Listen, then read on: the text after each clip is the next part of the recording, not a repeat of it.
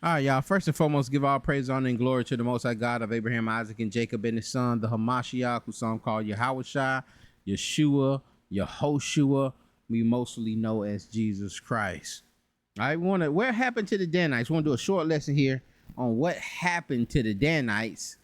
Um, a lot of people ask that question. We don't really get a lot of straight answers on this thing, but we're gonna get whatever little information we can get from the text, and and then bring up some speculations on how he's gonna deal with them, eschatology wise, or in future tense or in the end times. Is there a restoration for him? But let's deal with the problem that they had. We want to first go to Judges 1.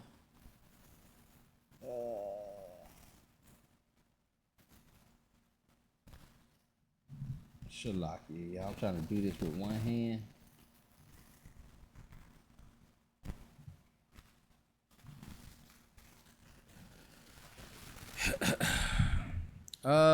Judges chapter 1, we want to go down to verse 34. It says, and the Amorites forced the children of Dan into the mountain, for they would not suffer them to come down to the valley. What we see here, it says places not conquered. These are some of the territories, the land I'm being issued out. These are some of the territories here that haven't been conquered yet. You see here, Manasseh. Neither did Manasseh drive out the inhabitants of Bethshean and her towns, and to Anak in her towns, northern inhabitants of Dor and her towns, northern inhabitants of Ebleon in their towns, northern inhabitants of Megiddo and her towns. But the Canaanites would dwell in that land, so they were dwelling amongst each other. Now you see all of these kind of dwelling amongst each other. Didn't drive them out, but the Canaanites were still there.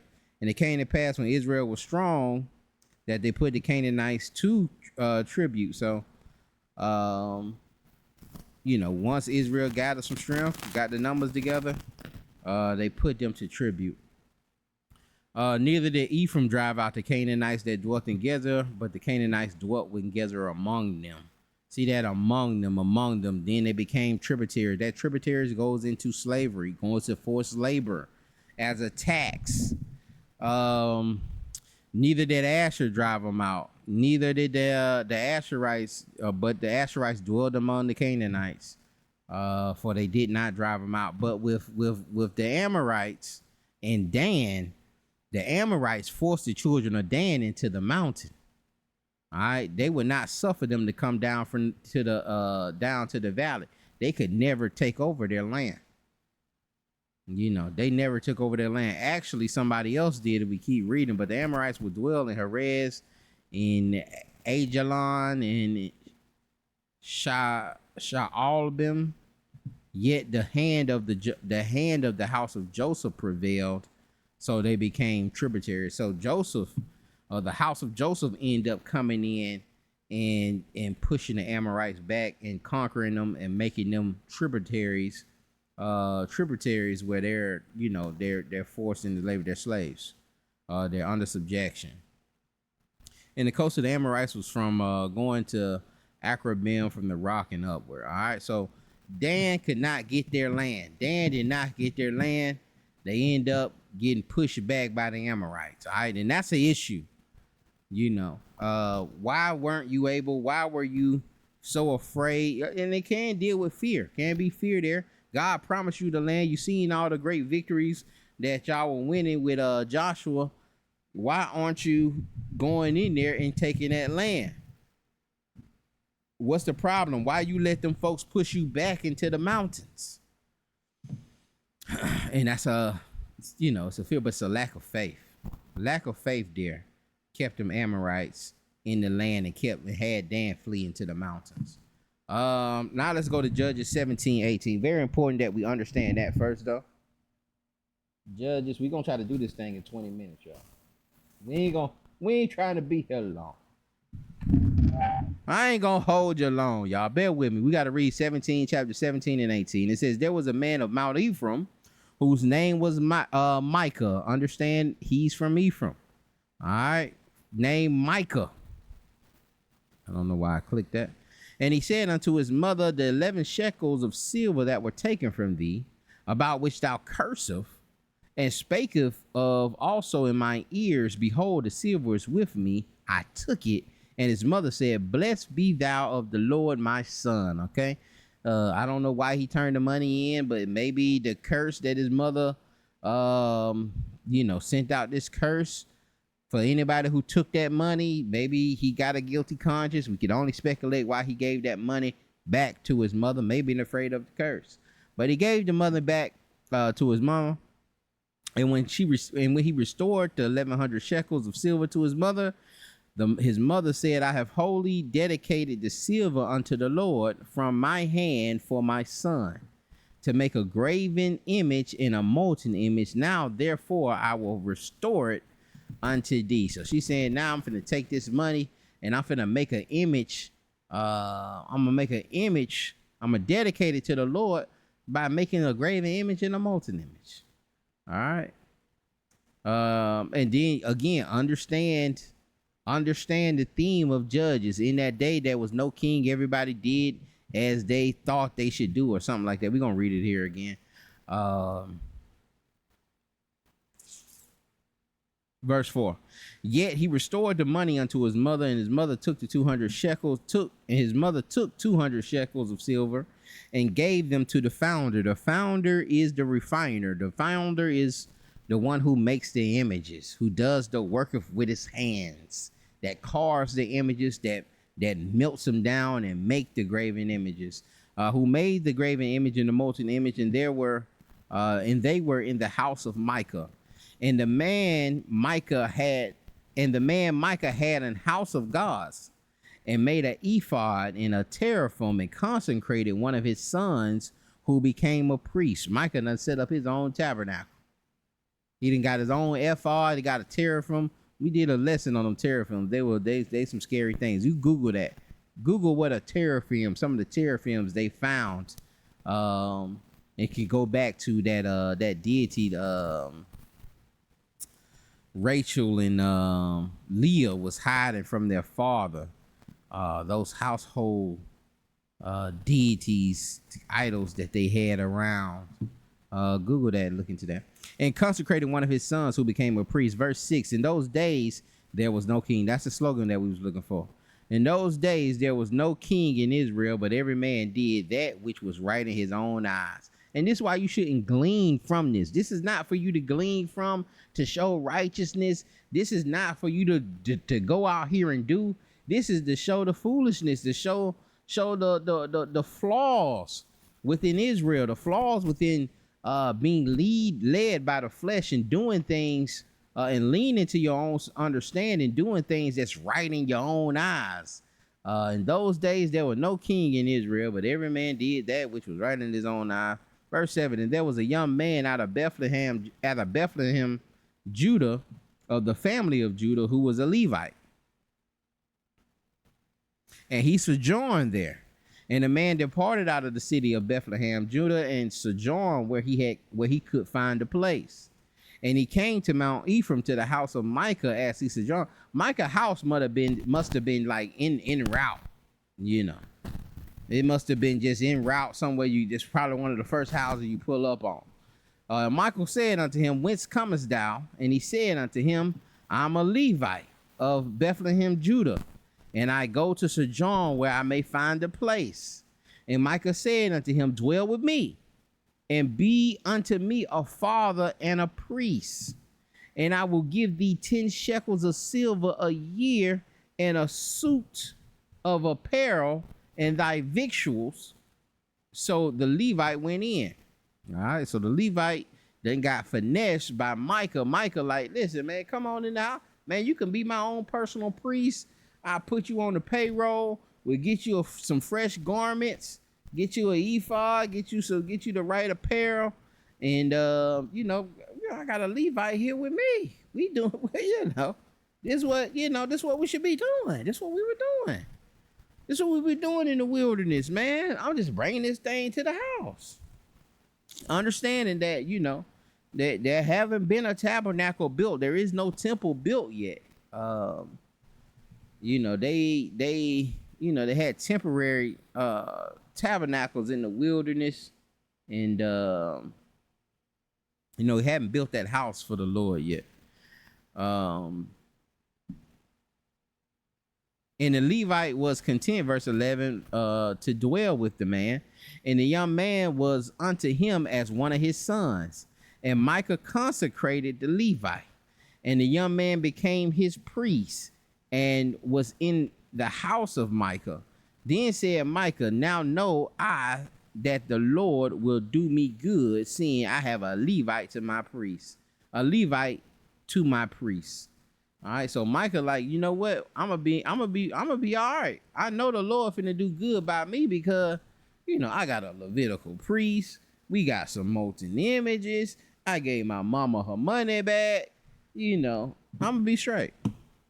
I'm gonna be all right. Judges 18 verse 1, it says, in those days there was no king again. That's the slogan of this thing. There was no king in Israel in those days. The tribe of Danites sought them an inheritance to dwell in. Why are they seeking an inheritance to dwell in when they got the inheritance already? It's just they couldn't push back those Amorites. All right, so they still out here looking for somewhere to dwell, for an inheritance to dwell in. For unto that day all their inheritance had fallen unto them among the tribes of Israel. Remember, we told you the house of Joseph ended up pushing those folks back. All right, so they weren't able to get they try, and Joseph wasn't like, hey, you know what, man, we pushed them out for you. God said, here, this your land. No. You got to understand, in those days there was no king in Israel. All right, so every man did what was good in their own eyes. Verse 2, and the children of Dan sent their family 5 men from their coast, men of valor from Zorah and from Eshtaol, and to spy out the land and search it. And they said unto them, go search the land. Who, when they came to Mount Ephraim, to the house of Micah, they lodged there. Again, we have people searching out the land. They end up in Ephraim, and somehow they popping up at Micah's house. Micah's the one they got the Levitical priest. He got the idol set up. He doing some things. When they were by the house of Micah, they knew the voice of the young man, the Levite. And they turned thither and said unto him, who brought thee thither? And what makest thou in this place? And what hast thou here? And he said unto them, thus and thus dealeth Micah with me, and have hired me, woody woo. Woody woo, you know what's going on, kicking the bobo, and Micah done hired me, and I am his priest. And they said unto him, ask counsel, we pray thee of God. Now he don't realize that Micah, set up these deities and so forth. When they telling this Levite, man, ask counsel. We pray thee of God, that we may know whether our way which we go shall be prosperous. And the priest said unto them, go in peace before the Lord is your way wherein ye go. Before the Lord is your way wherein ye go. Go in peace before the Lord is your way wherein. Hold on, y'all. Let me look at it. And when you come across passages, really don't, man, look at it in another translation. Do not just be reading over something that don't make sense to you. Judges 18:6. We'll look at it in the NLT real swiftly here and see what it says. Go in peace, the priest replied, for the Lord is watching over your journey. All right, that's what he's saying there. Verse 7, it says, then the 5 men departed and came to Laish, and saw the people that were therein, how they dwelt careless, after the manner of the Zidonians, quiet and secure. And there was no magistrate in the land that might put them to shame in anything. And they were far from the Zidonians and had no business with any man. They had no connection. These people were just out there in the boonies. They ain't had no connections. They didn't have no magistrate, no laws. Is that going into the laws? Let's make sure. Magistrate. What are we looking at? Magistrate. Magistrate. What we looking to seize, disposes, take possession of, inherit, disinherit. Impoverished, come to poverty, be poor, be dispossessed, be impoverished, be ruined. Here, impoverished, be ruined. All right, so it don't mean they're lawless. There was no magistrate in the land, meaning the land probably wasn't. There was no poverty there. Let me look at it in the LT. Let's look at another version. Yeah. NLT goes into, so the 5 men went on to the town of Laish, where they noticed the people living carefree lives like the Zidonians. They were peaceful and secure. The people were also wealthy because their land was very fertile, and they lived a great distance from Zidon and had no allies nearby. So we figured it out. And this is what you have to do, y'all. Like, don't just read over things and you're not sure, or don't just assume. So, like, I was going to assume that magistrate means something dealing with the law, because that's kind of what it means in modern terms, how we use it today. But it didn't really match what they were saying, so that's what made me look a little deeper into it to see, to do some comparative text and look at the word and see if those things line up. So, you know, they seen this land was fertile. These folks were well off. They were carefree. They were secure. They were peaceful. Why you messing with them folks? They ain't messing with nobody. They just trying to be peaceful. They just trying to be out there on their own. They wealthy. They ain't bothering nobody. But here come Dan. Plotting them out. Where we at? Yeah. And they had no allies. And they came under their brethren of Zorah and Eshtaol, and their brethren said unto them, what say ye? And they said, arise, that we may go up against them. For we have seen the land, and behold, it is very good. And are ye still? Be not slothful to go and to enter to possess the land. And this is the thing. Why y'all didn't do that to the Amorites? Why wasn't that the talk with the Amorites? Why that wasn't the report that came back? Like, hey, you know what, man, this land, this, especially when God just told you, like, this is the land I'm giving you. This is your lot. This is your lot, Shalakia, y'all. This is the lot that I'm giving you. Verse 10, it says, when ye go, you shall come unto a people secure in a large land, for God hath given it into your hands, a place where there is no want of anything that is in the earth. Did God give it to him, or is that just what the priest said? Is that what the personal priest of Micah said? And there went from thence of the family of the Danites out of Zorah and out of Eshtaol 600 men appointed with weapons of war. And they went up and pitched in Kirjathjearim in Judah. I might have told that up. If somebody got the pronunciation, put it in the comment. Bless us. Wherefore they call the place Mahanadan unto this day. Behold, it is behind Kirjathjearim. And they placed and they passed thence unto Mount Ephraim and came unto the house of Micah. This is the last chapter, y'all. We gonna read these last little 15 verses and we out of here. Bear with us. Then answered the 5 men that went to spy out the country of Laish and said unto their brethren, do ye know that these in these houses, do you know that there is in these houses an ephod and a teraphim and a graven image and a molten image? Now therefore consider what ye have to do. And they turned thitherward and came to the house of the young man, the Levite, even the house of Micah, and saluted him.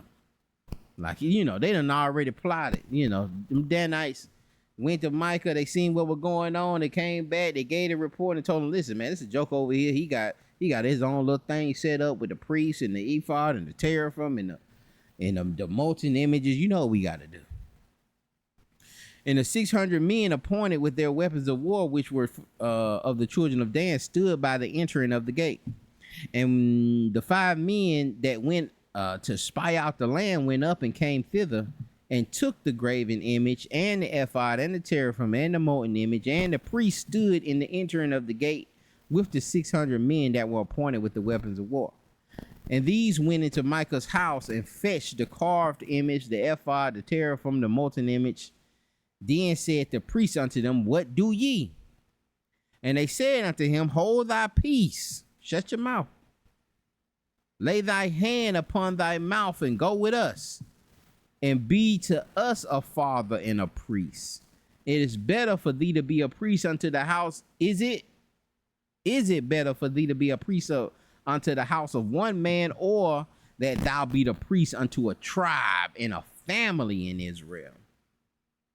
And the priest's heart was glad, and he took the ephod and the teraphim and the graven image and went in the midst of the people. He seen that as another promotion. We got to deal with the priests.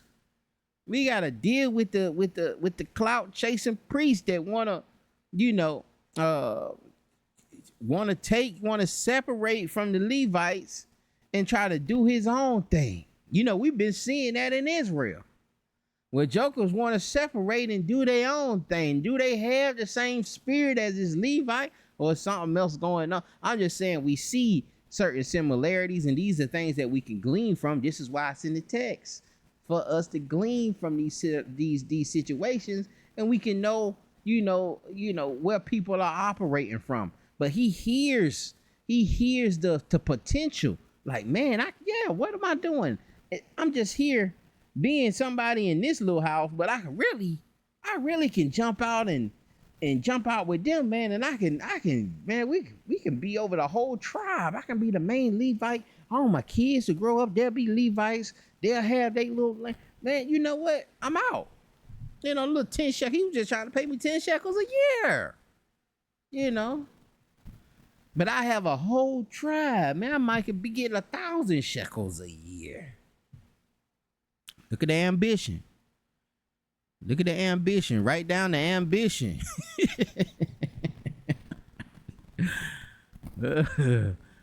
Where we at? Y'all know I be losing my place. Every time I be talking to y'all, I really end up losing my place, man. Verse 20. I think we have verse 20. And the priest's heart was glad. He took the ephod, the teraphim, the graven image. He went in the midst of the people. And so they turned and departed and put the little ones and the cattle and the carriage before them. And when they were a good way from the house of Micah, men that were in the houses near the Micah's house were gathered together and overtook the children of Dan. Now they Micah's neighbors were like, "Wait a minute, man, y'all doing something. I know something foul." So they chased down the children of Dan. Verse 23, and they cried unto the children of Dan. They turned their faces and said unto Micah, "What aileth thee? What that thou comest with such a company?" All right, the children of Dan, they back mugging, they turning up their face a little bit. Like, what got you all up in a bunch that you done brung these folks, chasing us down? And he said, "Ye have taken away my gods which I made, and the priests, and ye have gone away. And what have I more? And what is this that ye say unto me, what aileth thee?" Why you trying me like that? What do you mean, what aileth me? Verse 25, and the children of Dan said unto him, "Let not thy voice be heard among us, lest angry fellows run upon thee, and thou lose thy life with the lives of thy household." Pretty much, man, you need to quiet yourself down. You need to check your tone before you end up getting murdered. Like, they some bosses now. But they didn't have that same energy with those Amorites. They didn't have that same energy with those Amorites. Why are they such bosses now? Why did the word of the Levite juice them so much, but the word of Joshua, it didn't mean nothing to him? The word of Moses didn't mean that they were still unfaithful to those words, but they were faithful to the words of a false priest. Sometimes they more faithful to the world than they are to the word of God. Write that down. Sometimes they need the world to tell them. Sometimes they ain't gonna move to the world tell them. They ain't gonna move when God tell them, but they'll move when the world tell them, and end up getting themselves in some trouble. That's what this was about. Verse 27, and they took the things which Micah had made and the priest which he had, and came to Laish unto the people that were at quiet and secure, and they smote them with the edge of the sword, and they burnt the city with fire. They went down there and destroyed them folks. Them peaceful folks that were wealthy and quiet. They went down there and destroyed them. Similar to like a Black Wall Street. And there was no deliverer, because it was far from Zidon, and they had no business with any man, and it was in the valley that lieth by Bethlehem, and they built a city, and they dwelt therein. And they called the name of the city Dan, after the name of Dan their father, who was born unto Israel. Howbeit the name of the city was Laish at the first. And the children of Dan set up a graven image, and Jonathan the son of Gershom, the son of Manasseh, he and his sons were priests to the tribe of Dan unto this day, unto the day of the captivity of the land. And they set them up Micah's graven image which he made all the time that the house of God was in Shiloh. They were dwelling with Micah's graven images, set up their own graven images, and set up their own priesthood. And it's who else did that? Well, Jeroboam. When Rehoboam and Jeroboam and the kingdom split, Jeroboam ended up doing the same thing with setting up his own priests, and he made 2 golden calves. Jeroboam made 2 golden calves.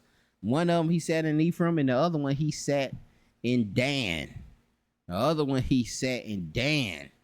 And those things were there until Dan went into that captivity of the land. I want to show this too with you. I don't know if y'all can see how well y'all can see that, but you see how far they went up. All right, they way up here. You see Tyre over here, Ephraim's here. This is the Sea of Galilee. Galilee's in this region. They're a little above that. They were even saying, I seen it saying, this from my study Bible.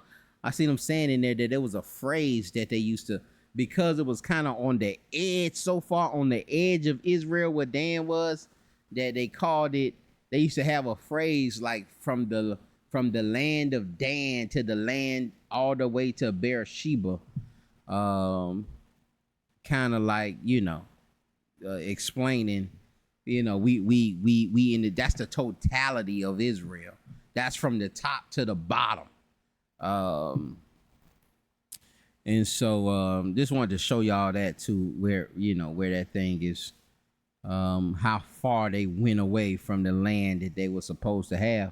Really, Dan's land was supposed to be right above Judah, like connected to Judah. They done ran, they up here in Ephraim right at this point. And this could be like an edge or a border, but they done managed to get all the way up here, on the side of Tyre. And these are Zidonians. See, that's what the Zidonians are. This is how they end up running into these people and end up taking their land. But see, they on the other side. That Laish is on the other side of that river. And so that's probably what protected them and made it where these people are isolated with no allies. All right, isolated with no allies. But that's all I have for y'all. Again, we don't see the restoration. We don't hear of a restoration of of Dan like that being brought, just like we don't hear a restoration of, we hear a restoration of Israel being gathered, you know, once Christ returned, it gathered the, you know, those that have been scattered across the four corners. But you don't see the restoration like you see with Judah being brought out of Babylon, you know, released from the Persians and the Medes. You don't see the promises of restoration after the kingdom of, after Assyria comes in and takes those people. And then if you go to Revelation, something tricky you can look into. Revelation 7, when it talks about the elect, Dan is not mentioned in that 12,000. And I've seen people say, well, that was kind of contextually depending on the context of when those tribes are being named. Saying the tribes have been named like that about 20 times. And sometimes they only name 10, sometimes they name 13, sometimes, you know, it's a different, it's not consistent of those names, and sometimes those names kind of deal with kind of our name dealing with the context, and the context of Revelation 7 is, you know, these were faithful people, these are the elect. All right, these are the people who did not go astray. These are the people that are blameless. And so maybe Dan and Ephraim, you know, even with Ephraim, you know, it says Joseph instead of Ephraim, but it still says Manasseh, but it may be something there. But I don't want to speculate too much. I'll let y'all dig into that. Y'all tell me what y'all think in the comments. But Dan went completely off. And Jeroboam, the sins of Jeroboam. I did a live on that. If y'all interested in that, it's a live. You got to click on the lives and you'll see my lesson I did on the sins of Jeroboam and how that got them into that captivity, where, you know, the Most High's didn't really reach back and grab those people back. You know, they end up going, you know, if you're dealing with the second address, they end up going into another land. But that restoration narrative is not there like it is for Judah. There's an end time restoration of bringing them into one stick, going out, gathering everyone. But we don't see Judah being thrown away like that. And this can also answer why, after the Babylonian captivity, after we coming back from that, you know, the narrative of just Israel being called Jews. The Jews, the Jews, the Jews, the Jews, the Jews, the Jews.